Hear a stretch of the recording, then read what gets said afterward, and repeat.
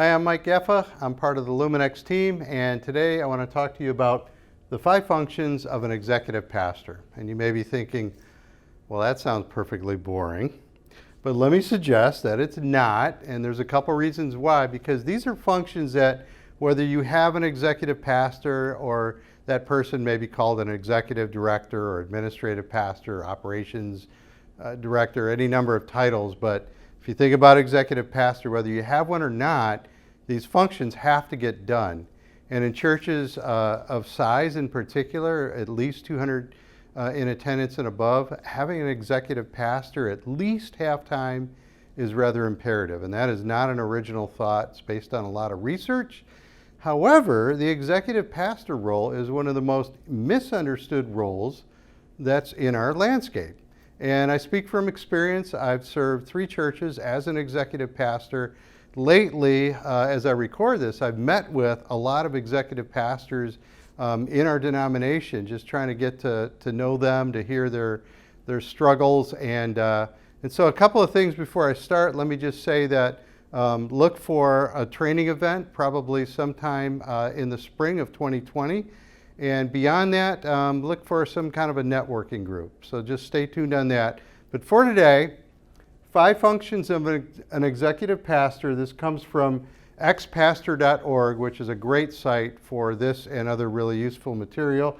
And these 5 functions are administrator, overseer, catalyst, mentor, minister. What do we mean by administrator? Well, administrator is sort of the first half of a pie with the overseer. And so the administrator, if you think about it as sort of manager, a liaison to your governing board, oversight for staff compensation, creation of the budget, probably working with deacons on that, legal advice, things like that. But it's very administrative heavy. The overseer role, which is kind of its complement, is more leader-centric.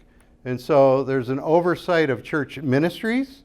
There's an implementation of vision. There's a sort of call to be a second chair leader, so to speak, in support of the lead pastor. And so those are the first 2 functions. The third is a catalyst. A catalyst for what? For starting and empowering new ministries, for getting volunteers or at least trying to get volunteers to step in, for creating strategic plans, for moving the ball forward so that the church doesn't stay in place. So being a catalyst is a vital part of being an executive pastor, as is being a mentor. And so supervision of staff, performance evaluations, oftentimes executive pastors will run staff meetings, maybe retreats, things like that. And then the actual just mentoring or coaching of staff is a big part of what executive pastors do. And then the 5th function is as a minister. And so this looks different in every church. Oftentimes there's a de-emphasis of ministry things like preaching, teaching, weddings, funerals. In other cases, that's absolutely there. That's been the case for me. It's the case for a lot of executive pastors I know.